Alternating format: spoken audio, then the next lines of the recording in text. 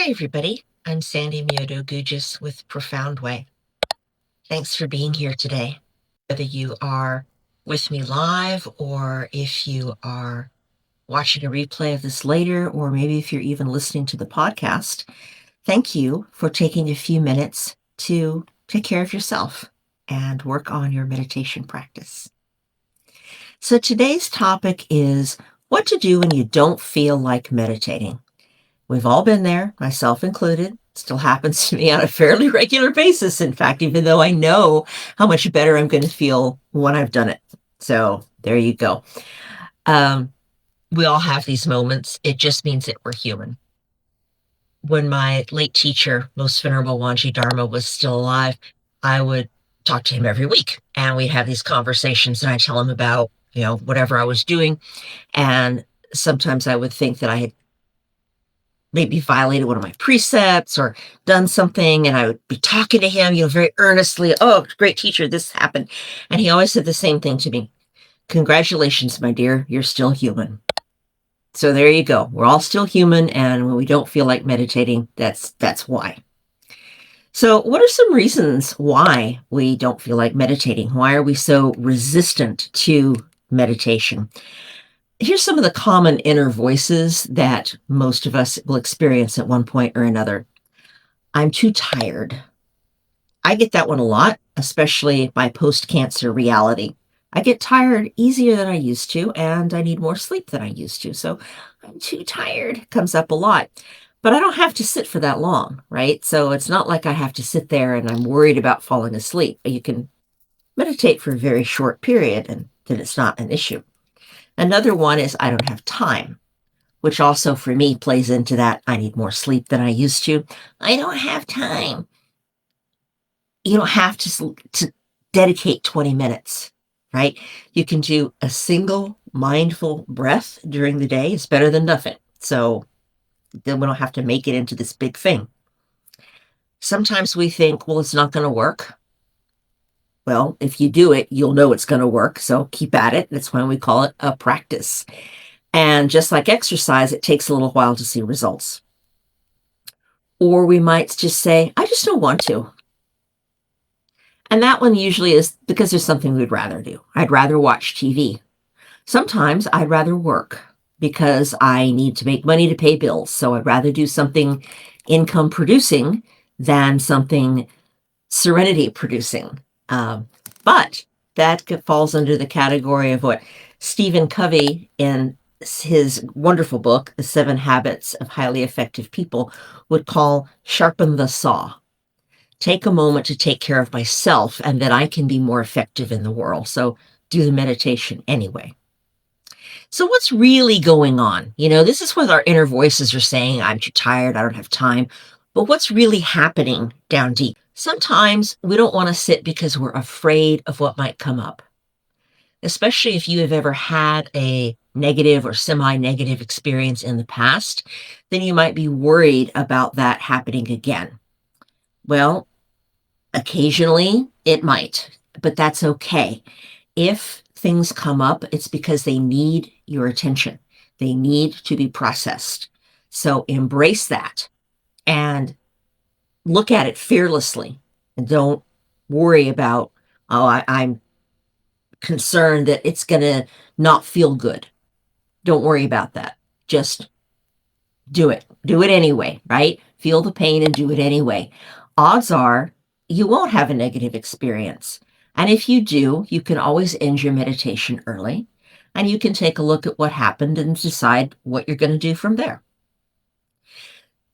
Sometimes what's really going on is it's about the sense of perfection. We're back to this, well, if I don't meditate for 20 minutes, it doesn't count. I'm calling BS on that because it really does count. Now, it is true that you can go deeper into your meditation if you spend more time. But even short amounts of time can be extraordinarily helpful. So don't poo-poo it and say, well, I don't have 20 minutes, so I can't meditate today. No, you can absolutely meditate in 1 minute or one breath, whatever time you have. It's all good. Sometimes that perfectionism can come in something else other than time, like I can't sit in full lotus. Well, surprise, neither can I. I haven't been doing it since childhood. So when I learned meditation in my mid 30s, I could not do that. I've taken yoga classes. I'm even a yoga teacher, and classes specifically designed to open the hips and allow you to do that. And I can't do it. I can't do it. I probably will never be able to do it.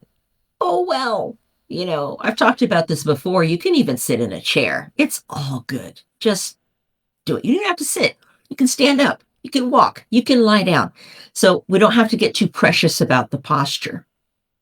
Another perfectionism that I used to have was I thought that guided meditations didn't count, that was somehow a cop out. Like, oh, that's too easy. That's not real meditation.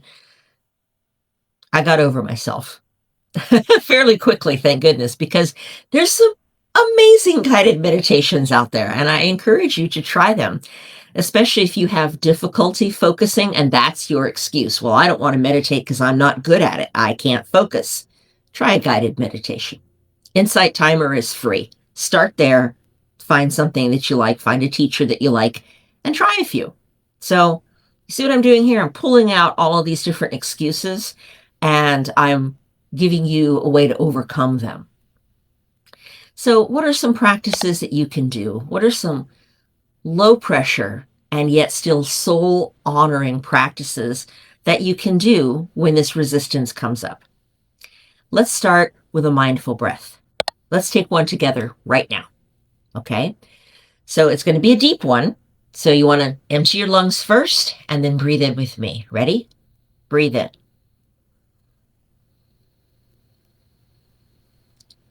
And out really long.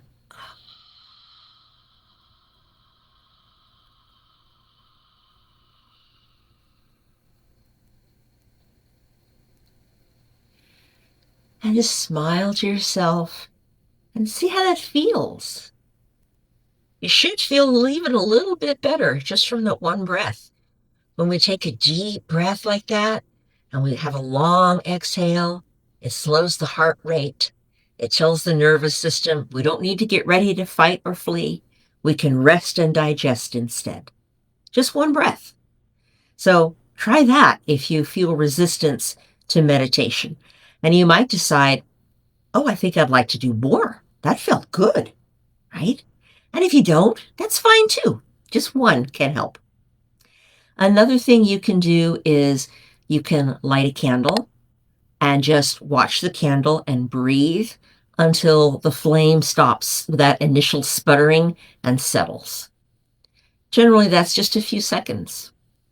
If you put your candle in a draft, it's going to keep moving, and that flame may keep you there longer than you had planned. But if it's in a still room, then, this is a good short practice that doesn't take a lot of time commitment or a lot of emotional commitment. You can place your hand on your heart and say, I'm here. I'm here now. Or just this. You can use any type of phrase, your own personal mantra.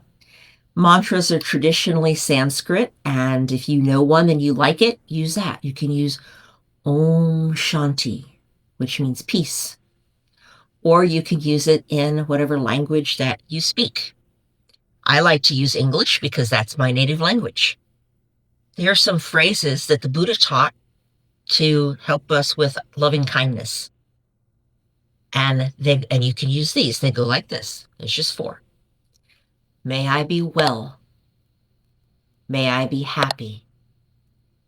May I know love. May I know peace. Wonderful. You can slow that down a little bit with a deep breath in and then say the phrase on the exhale. Pause as you finish the breath and then do the next one. So you can do them quickly or slowly. You can do other phrases, something that means something to you. If you have a different faith tradition, draw from that. It's all good. Just something to slow the mind down. Another practice you can do is walk from one room to another room. This is good if you're feeling, well, I'm too tired to meditate.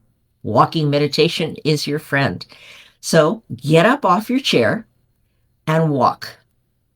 If you can, take your shoes off, just because you get more tactile sensation in the foot that way.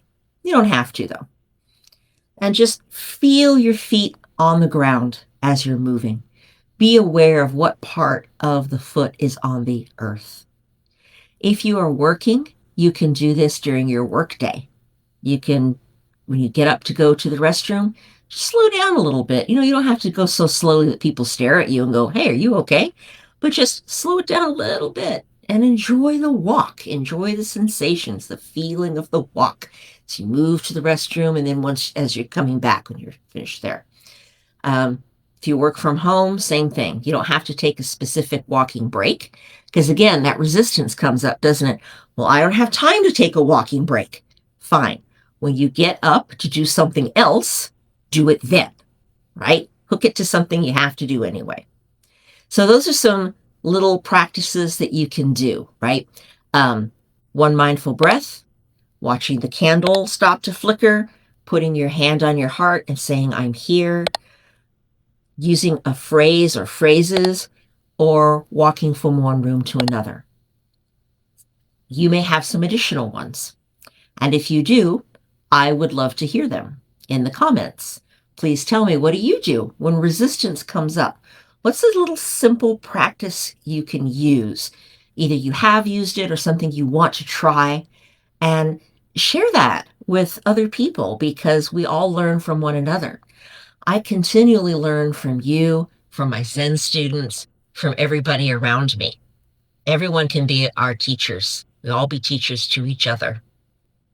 I heard a young person say that once in a retreat that I attended with Thich Nhat Hanh. And he had invited the young people to come and meet with him personally. There are like 500 people in this retreat. So he invited just people below a certain age, they're all in their 20s and younger, to go meet with him. And they came and gave the rest of us a talk about their experience with him. And they call him Thai, which is Vietnamese for teachers, and teacher. And they were saying that, or one of them said in particular, what she had learned, she said, we can all be ties to each other. And I just love that. And it's so true. So please do participate in helping others learn from you by putting something in the comments if you have any kind of suggestions on this or thoughts about it. Thank you so much for showing up today, for being here for yourself, for taking care of your meditation practice. Thanks. Have a great day. Bye-bye.